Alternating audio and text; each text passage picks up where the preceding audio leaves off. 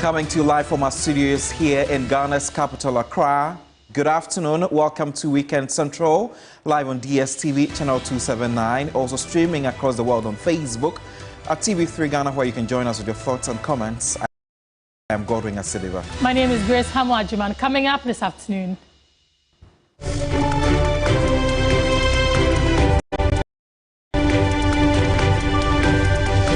funding for WAEC results, hold up.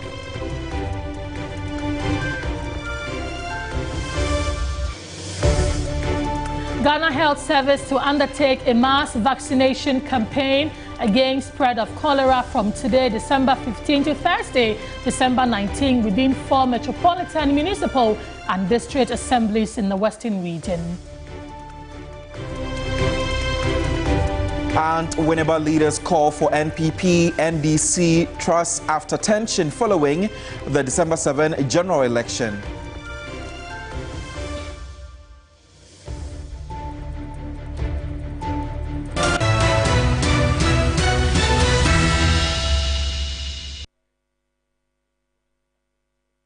Welcome to the program. The West African Examinations Council, WAEC, during the week disclosed that delays in the release of funds from the Ministry of Education, timely completion of post-examination processes for the 2024 West African Senior School Certificate Examination, WAEC.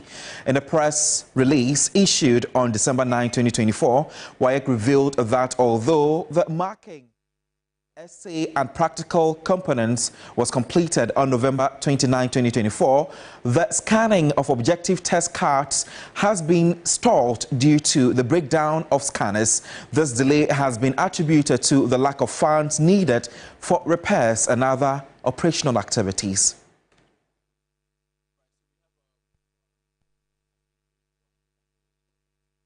Let's engage John Kapi, who is the head of public affairs at the West African Examinations Council, WAEC. So, thank you so much for your time.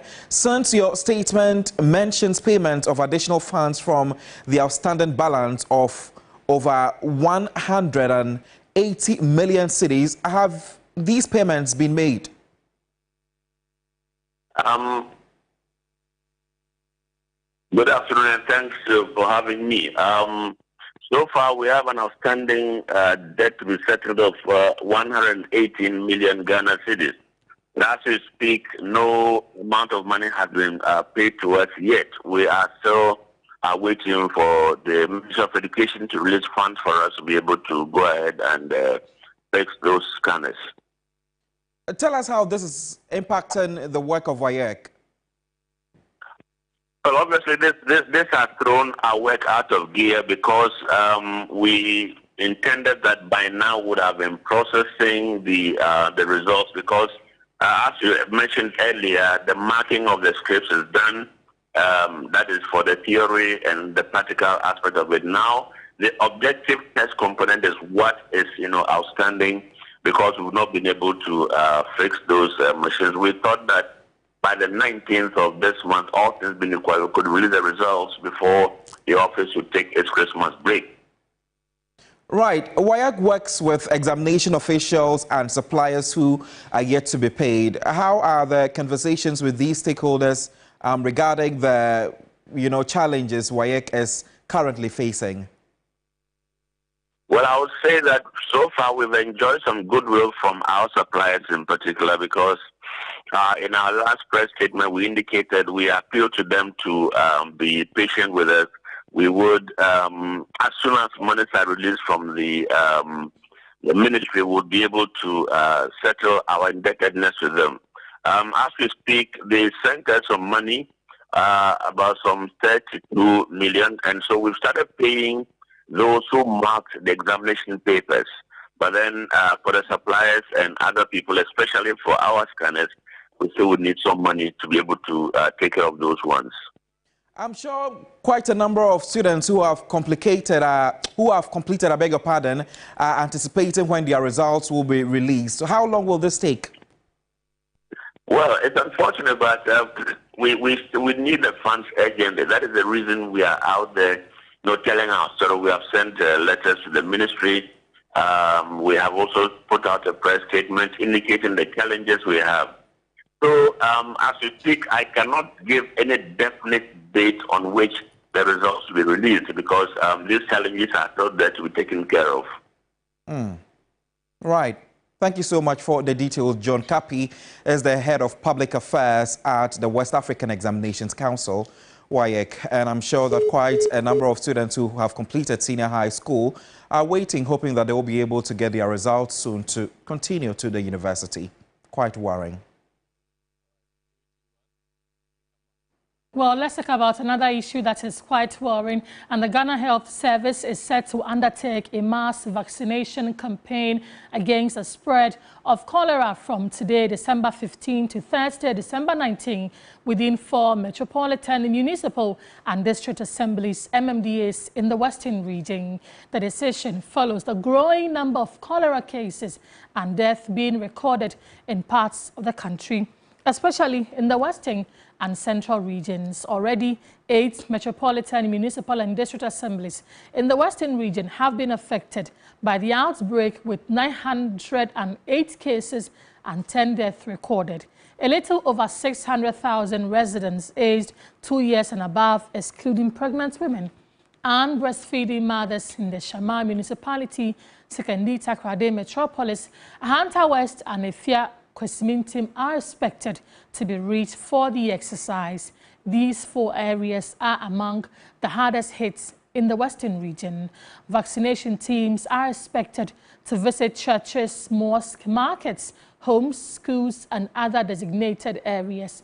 An estimated 150,000 people were initially targeted, but the goal was succeeded by the end of the exercise.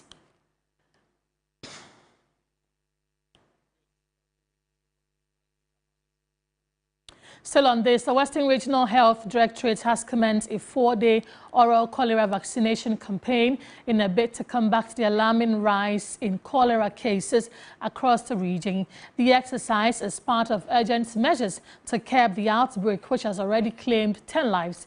Hospitals in the region are grappling with overcrowding, with many patients receiving treatment on benches and plastic chairs due to limited bed space. Correspondent Stephen Kujo has this report. The issue of cholera in the Western region is a very serious one in the region, with the region recording about 800 cases in a month. Health officials are telling us that within a day, they get cases, about 60 cases every day of cholera cases in the region. Already 10 lives have been claimed by cholera, and when it comes to the region, hospitals are now being overwhelmed with many patients who are now being treated on benches and plastic chairs. Due to the lack of space, corridors of hospitals have now been turned to hospital. The rising number of cases highlight the gaps in sanitation and access to clean water in the region, making the outbreak a major public concern that health officials in the region are grappling with it and trying to find solution to halt the surge in the cases in the region. To arrest the situation, a cholera response team has been formed, and they are currently conducting a massive vaccination campaign which is beginning today, that is 15 December, and it's expected to end on the 17th of December. This initiative will target districts or community that are severely affected by the outbreak. When it comes to the Western region, the STMA, the Efia Kwesimintim, the Shama district, and the Ahanta West have been targeted as the hotspot areas. So this vaccination team, which is beginning today, are going to visit these hotspot areas to do vaccination for the community member. Now I've been told that the vaccination, apart from pregnant women, any person from the ages of 1 and above is eligible to take part. I've been speaking to Madam Gifty Amugi, who is the Deputy Public Health Official in the region. This is where we have the highest risk and the highest number of cases. Sekondi Takoradi Metropolis, Ifiakwesi municipality. That was a report by Western Regional Correspondent Stephen Kujo. Let's stay a while longer on this and speak to Dr. Aponsa Chianu, who is the Programs Manager of the Expanded Program on Immunization, EPI, at the Ghana Health Service. Doc, good to have you join us for this conversation. Can you paint for us a picture on the current situation regarding the cholera outbreak in the country? Yeah, thank you very much. My domain is usually in the immunization space, but of course we work with the other colleagues. So what I am aware of is that we still have 4 regions that are reporting cases. So Greater Accra, Eastern, Western, and Central.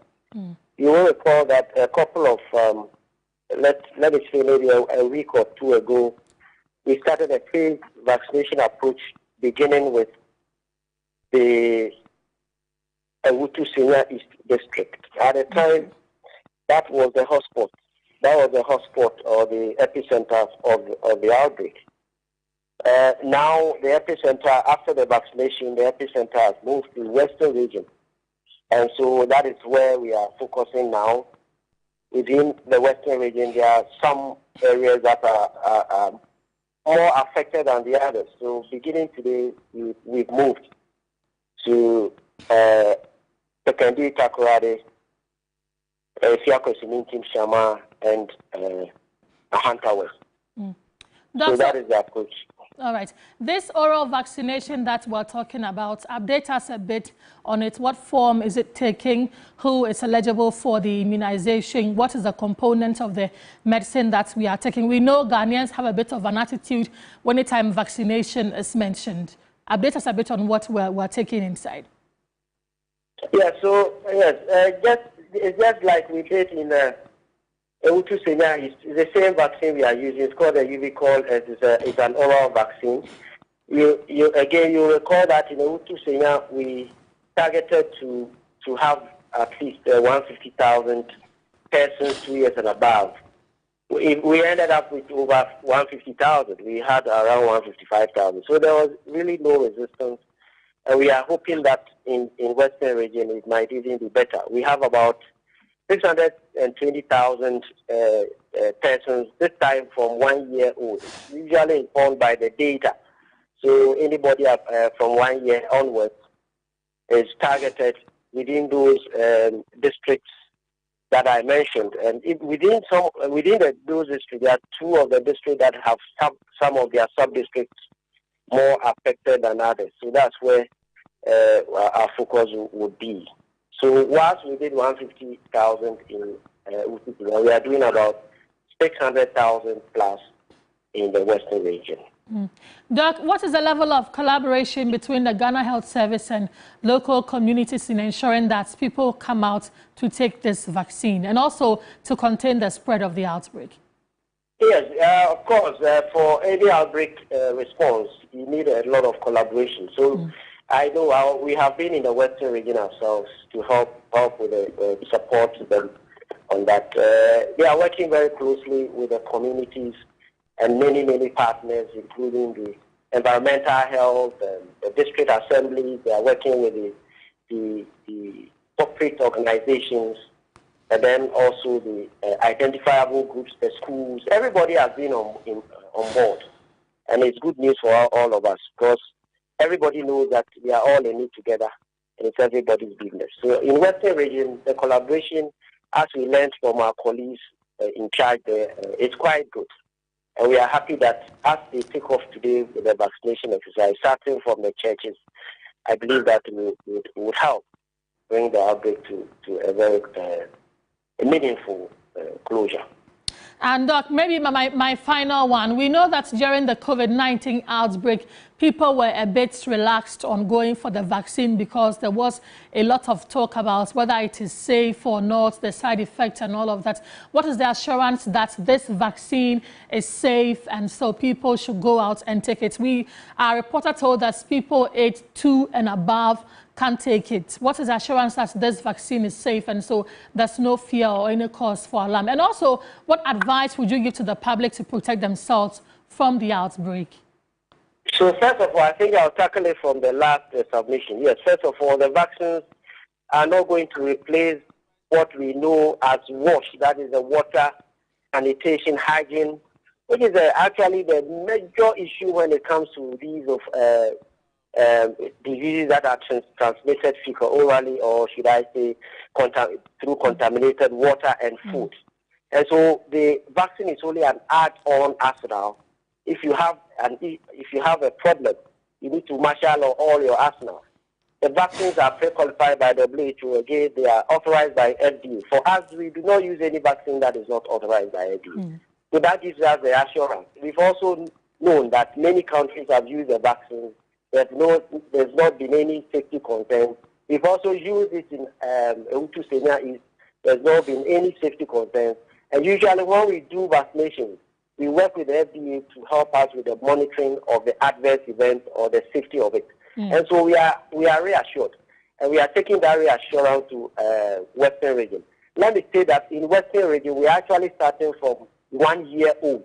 Okay. Because the data suggests that children as young as 1 year plus are also involved. And so that is where we are starting from. And we can be assured that the vaccines are safe and effective based on historical evidence, the fact that WHO has pre-qualified it, the fact that FDA has given us the authorization.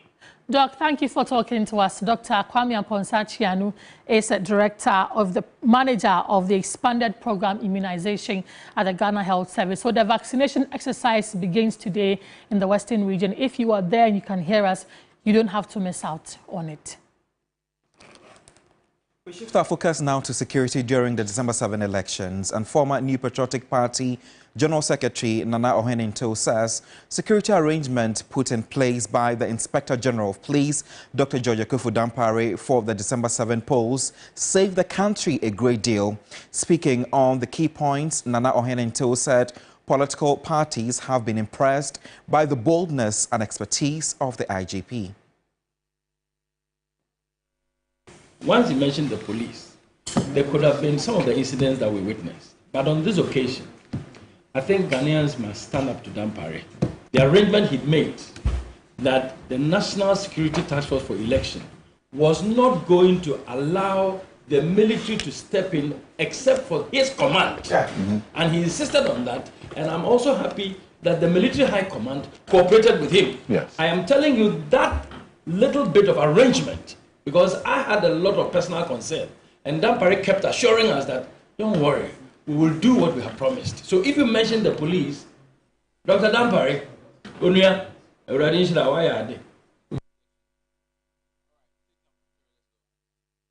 Outgoing Member of Parliament for Asante Akem North, I beg your pardon, Kwame Andy-Appiah-Kubi has said some appointees of the President Akufo-Addo-led administration were arrogant. He attributed this to the NPP's defeat in the 2024 general elections. That's more. The December 7 general election saw the governing New Patriotic Party lose the presidency to John Mahama. The NDC also won an overwhelming majority in the parliamentary election. The Electoral Commission of Ghana on December 9, 2024 declared John Mahama the candidate for the NDC as the winner of the 2024 presidential election. Prior to the official declaration by the EC, the presidential candidate of NPP, Dr. Mahamudu Bawumia, conceded defeat.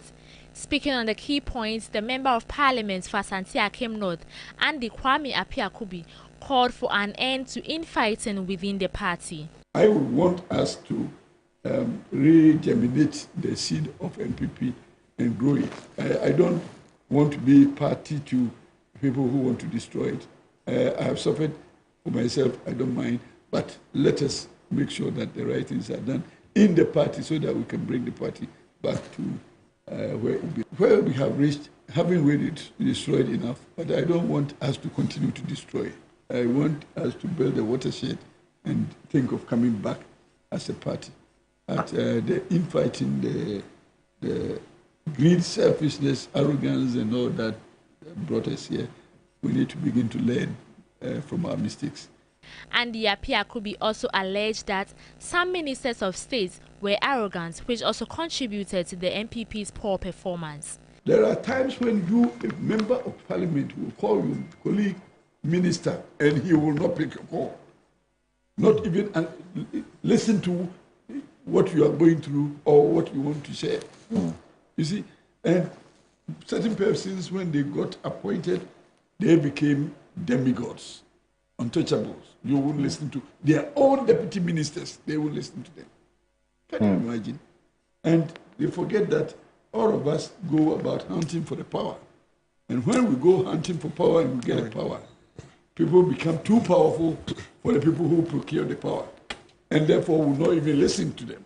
A professor of political science at the University of Ghana, Professor Ransford Jampu, wants the new Patriotic Party to take measures to restore itself to its core principles. The entire national executives of the party, so that the party is restored to its tradition that has been destroyed by Akufo-Addo and the currently manipulable executives of the party, who in their bid to hide their failures and incompetence are going about offering very infantile explanations about how the party lost and why the party lost the election, instead of pondering in all sobriety about what to do next to stop the imminent and potential disintegration of the party. Professor Jampu also called for the removal of all current executives. I am warning them again that the party risks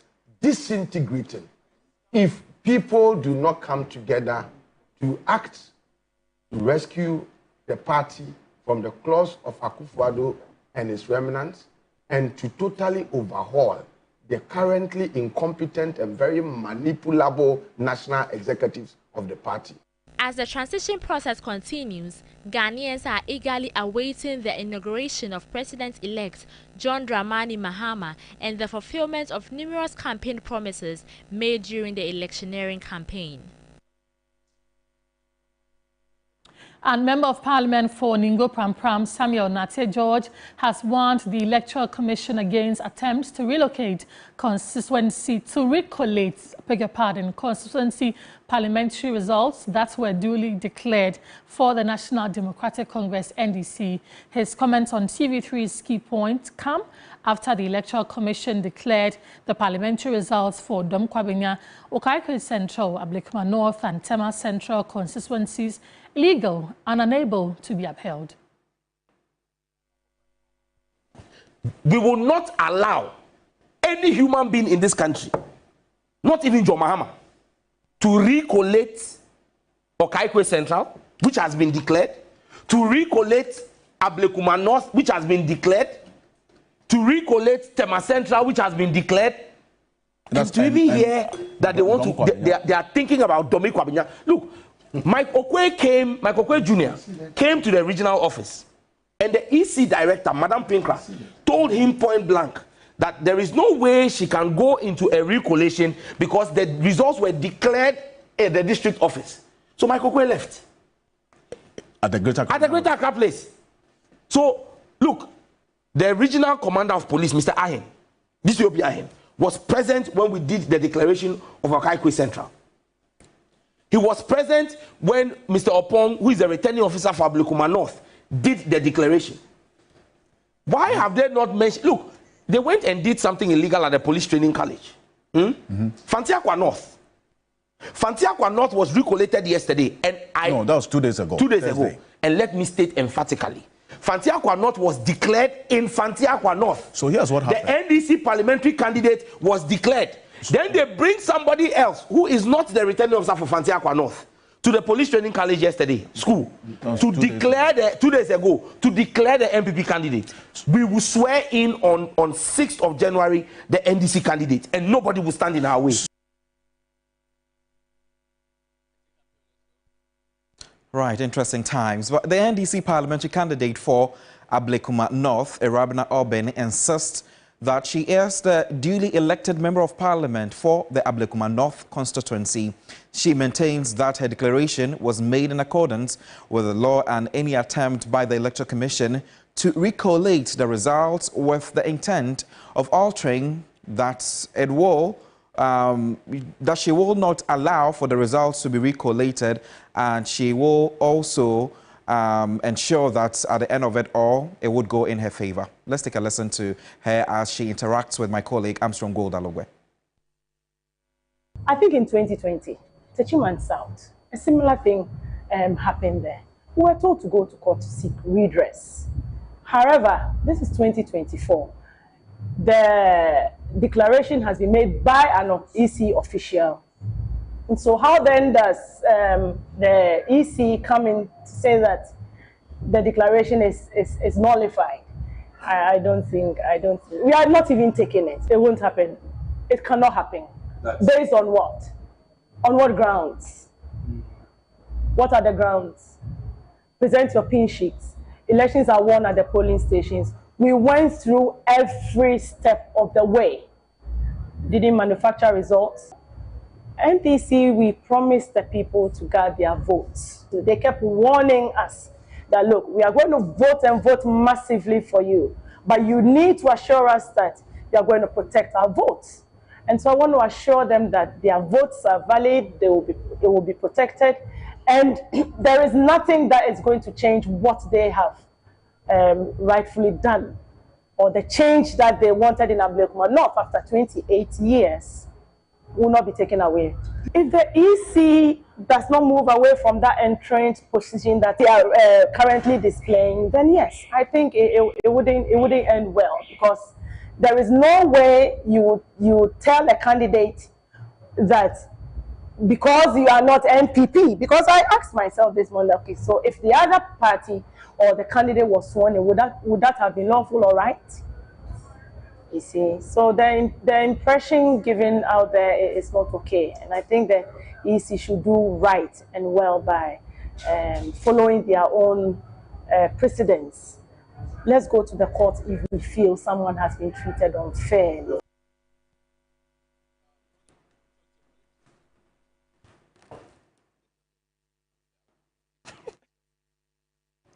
Well, some judge is saying that they are going to swear them in. Yes. And I'm actually looking forward to how that is going to pan out. All of that is going to pan out. Could that mean that they have plans of taking Jane Mensa out of position? Well, we'll see. God, we'll see. You don't want to put yourself in trouble. Well, you're still tuning to Weekend Central here on TV3. We are going for our first commercial break. We'll be back shortly because we have more interesting stories for you.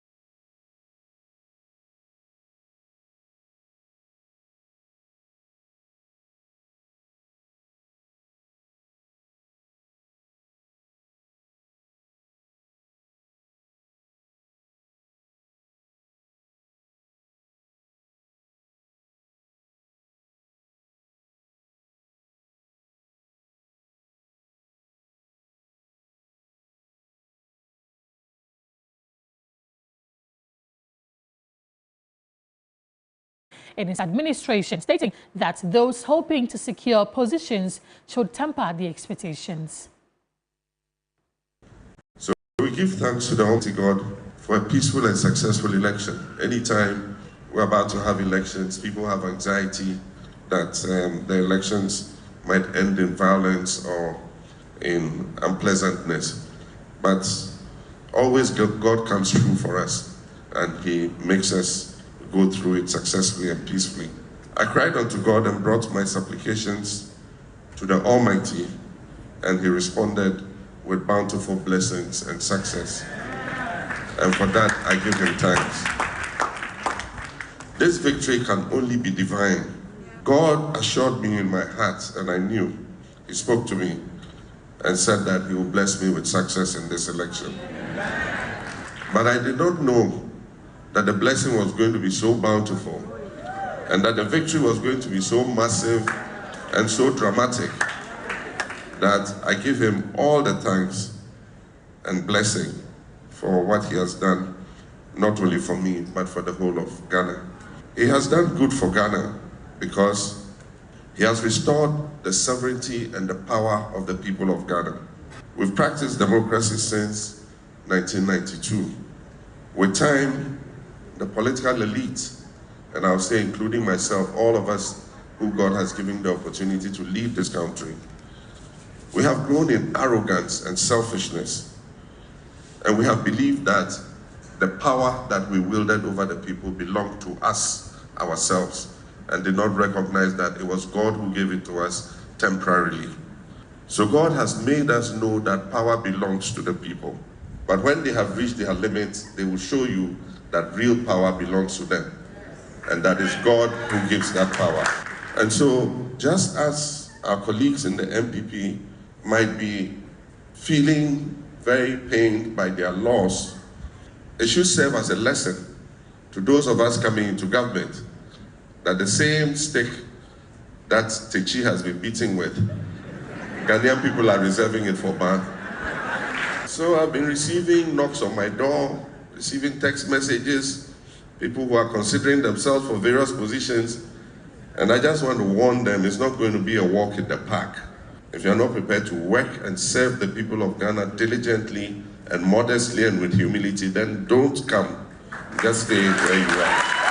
The political journey has been a divine one, and I believe that it's God who has guided my step each way until now, from being a member of parliament to being a deputy minister, to being a minister, to being a vice president, to being a president. At each step, I have doubted whether it was the path that I wanted to carry on. But God has gently continued to push me and show me in the direction that he wants me to go. And I know that it's him who has put me for a time like this to do his work for Ghana and for him. But I want to say the easy part is over. The difficult part now begins. It's not going to be easy, as I've said many times on the campaign trail. With the few briefings I've had since the declaration was made, I can confirm that our country is still in a very severe economic crisis, and it's going to take a lot of work to bring it back. It's going to be a tough task to restore our economic prosperity. But I pray that the God who gave me this responsibility will give me the strength and the wisdom to carry it. I pray that God gives me the sense of discernment and wisdom to choose the right people to work in the best interest of the people of Ghana.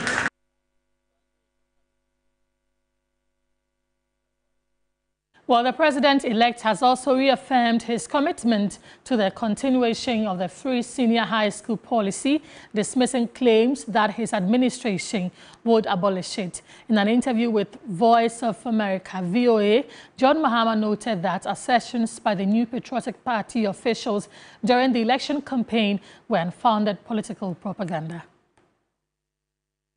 Free SHS has come to stay, and it is not going anywhere.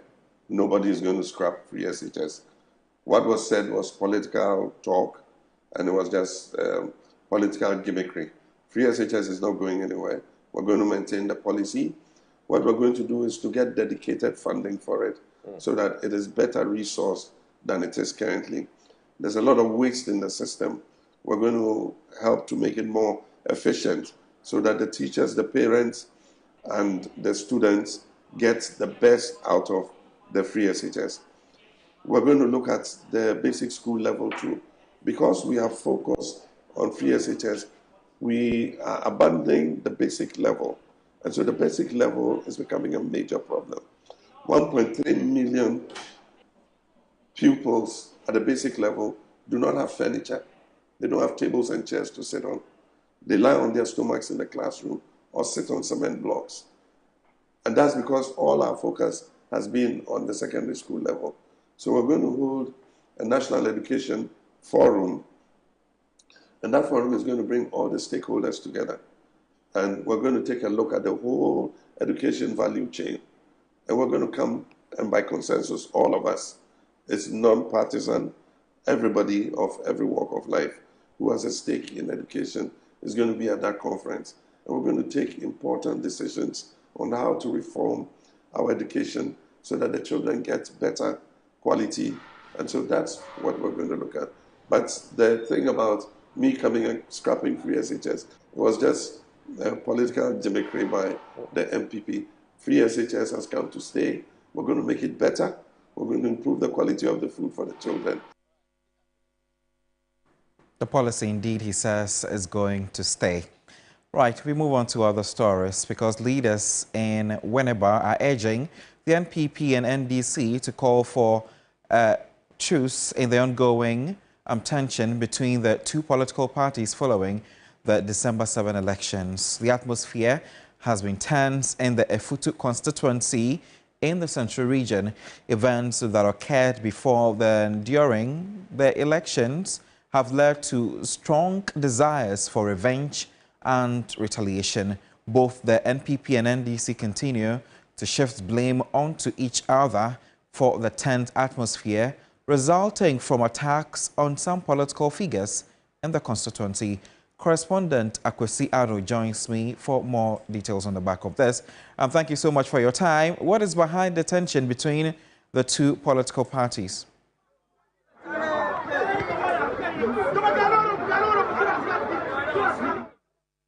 The Efutu constituency is as a result of some particular matters that occurred even before the 2024 general elections.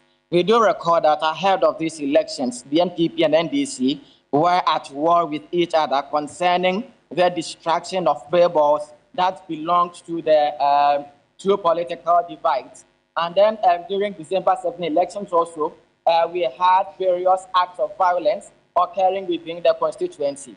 After the elections also, there are reports of some persons that were seeking to attack others as they consider them to have taken part in the December 7 violence that occurred. And so leaders in the Efutu constituency have begun rallying the people to get united in order to calm down the tension within this area and ensure that development comes to this area.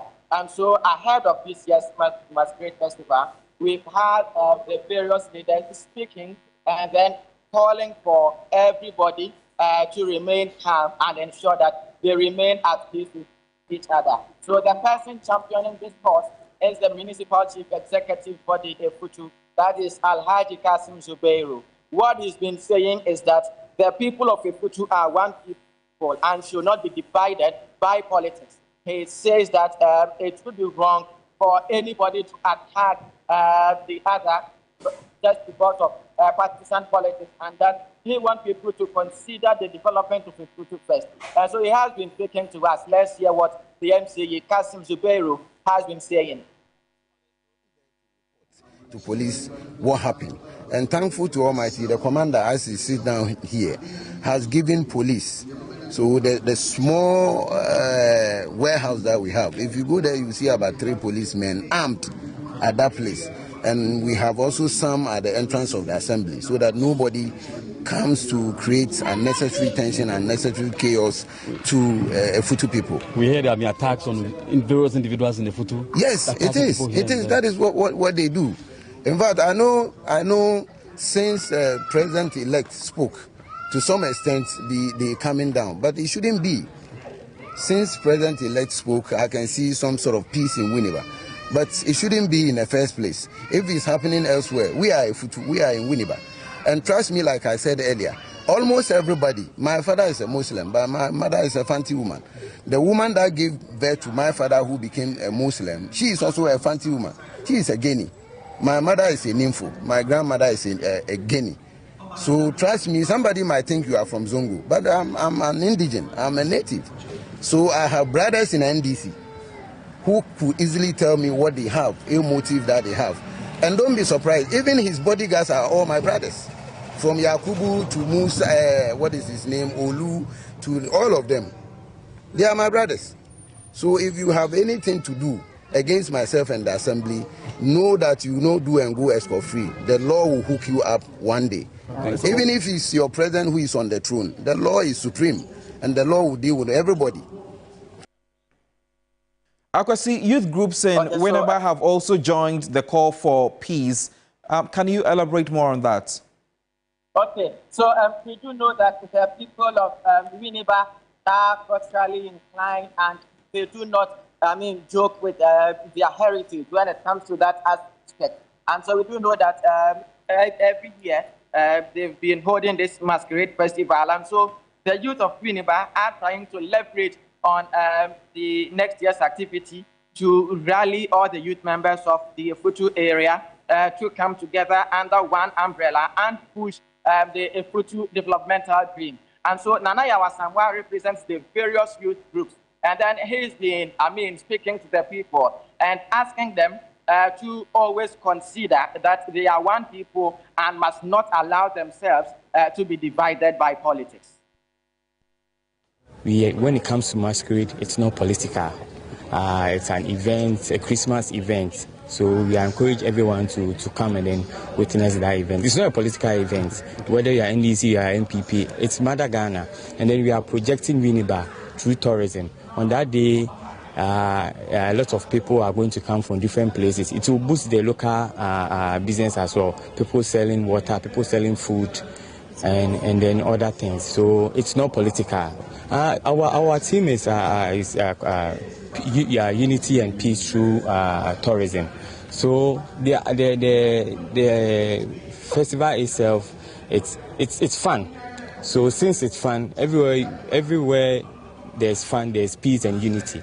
It's not something we are going to fight or going to vote. It's just fun. So you come and have fun. Come and listen to good brass band music. Come and witness good choreography. They have the marching, they have the inspection, they have the slow dance, they have the high life music, and then they have the speed dance. So come and enjoy yourself. It's nothing about politics. It is Winneba Masquerade Fest 2025. We know that the Winneba Divisional Police Command has also been assuring residents of what exactly? Okay, so we do know that police initially arrested some 2 persons who were believed to have taken part in the December 7th violence that occurred in Winneba here. Remember, as at now, the NDC says they have not been able to establish contact with its vice chairman, that is Abraham Addo, and they are calling on the police to ensure that they investigate into that particular matter. There's been some sort of assurance from the police because the police chief in Winneba has been speaking about the violence that characterized the December 7 elections here in Winneba. And what he's been saying is that the police is always ready to ensure that those crimes are being investigated and the perpetrators being made to face the law. And so what the police is requesting on the part of the people of Winneba is to exercise restraints, as well as those who have every evidence that would lead to the arrest of the perpetrators of the December 7 violence to submit same to the police so that it would enhance their quest to investigate some of these matters. the divisional commander has been speaking to us. Let's listen to him. During elections, never be a bimum a report to say never be uncle ye. The best say a movie and found now and sending them. Ebia Nipa who soon say Orona Okodi body, maybe I know one. Now what attack innocent person. It's a best friend I say Mobenya police trust. Na cases be will be a number report to Ama police. Now must assist police to investigate. As a dear overcome was seminar, or the assembly to allow coffee, investigate a craft for crying. You need to avail yourself. Now what say as soon as see any piece somebody or nothing, police is why you move court to your papa near their call near your prescription. Na Simpaha Akoso Enya Nashindi, Madam Nyamishu. Akwesiado is our Central Regional Correspondent. Thank you so much for the details there, and we'll definitely be coming to you subsequently for more developments in the region. You're still tuning to Weekend Central here on TV3. My name is Godwin Asideba, also live on DSTV channel 279.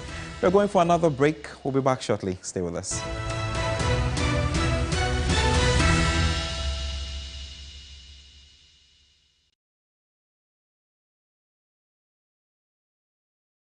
We all have that one friend, always by your side for the big moments and ready to assist. He's always got his eyes on the prize and his heart in the right place. Where would we be without our BF?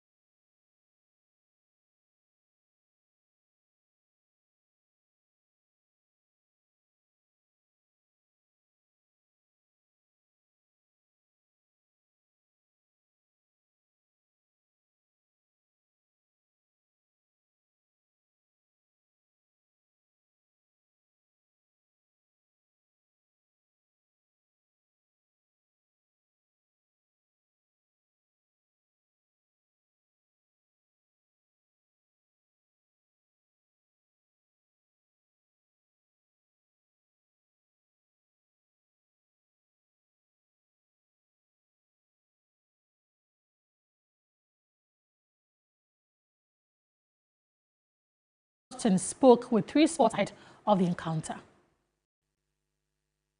Hassan Kotoko is that one game is always, trickish. Let me put it that way, because you can see us will be on top form, and then maybe Kotoko is just struggling, and then you go 1-0 or something, then it does it. Us will be struggling, then Kotoko will just go there and then beat Kotoko. So when it comes to Accra Folk and Kotoko, it's not always who is in form or whatever, but the best thing is that the fans want to see a good football, just to see that you are playing, but you can't win. When it comes to that one, then you are free. But when you don't play and you don't win, that is where the fans try to, hoot at you, to do so many things. But I think this time, with the morale that I'm seeing, I think things will be better than before. We are taking the 3 points to Accra.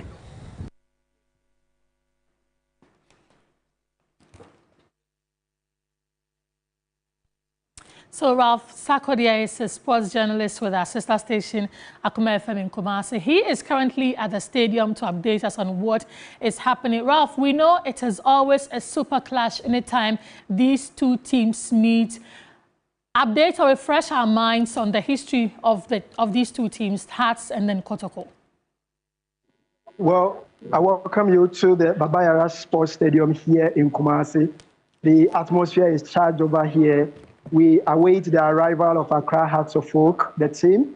Already Kumasi Asante Kotoko are already here in their numbers.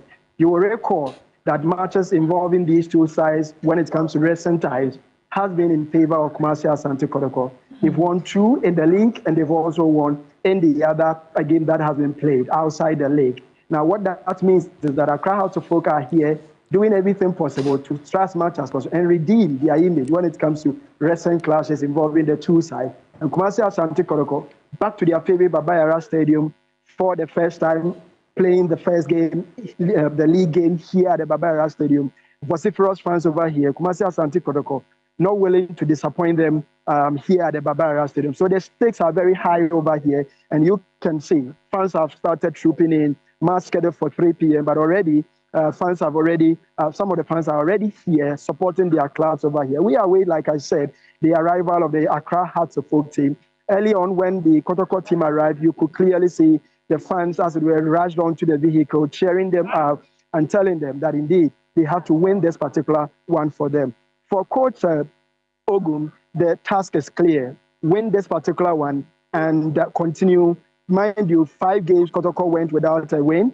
They only managed to win the game against the Guyana Stars, and this particular game is a must-win for Kumasi Asante Kotoko as well. For Accra Hearts of Folk, it is clear they are in some very good form, having not lost a game in their last 4 games in the GPL, and they want to do it over Kotoko, especially having lost to Kotoko in their last 3 encounters. So the task is very, very clear here. The fans are upbeat about the game. And we have been speaking to some of the fans, and they have been sharing with us their expectations. And the Kotoko fans are telling us nothing but victory. Hearts of Folk fans tell us nothing but victory.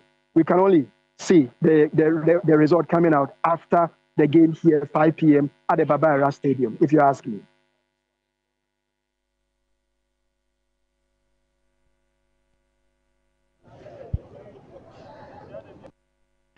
For the presence of their idol club here at the Baba Yara Sports Stadium. Fortunately for us, this is the first league game we are playing here this season. So we are asking the supporters to come in their numbers. We are pleading on behalf of the 2 clubs that the officiating officials should give us, a very good and fair play, playing ground, level playing ground, give us fair officiating, and let's see how best the 2 teams are going to perform. But we are expecting that at the end of the day, Asante Kotoko will carry the 3 points. Kotoko home match between Asante Kotoko and Accra Hearts of Folk. For fans' expectation, as usual, we are expecting Baba Yara Sports Stadium to be full to full capacity.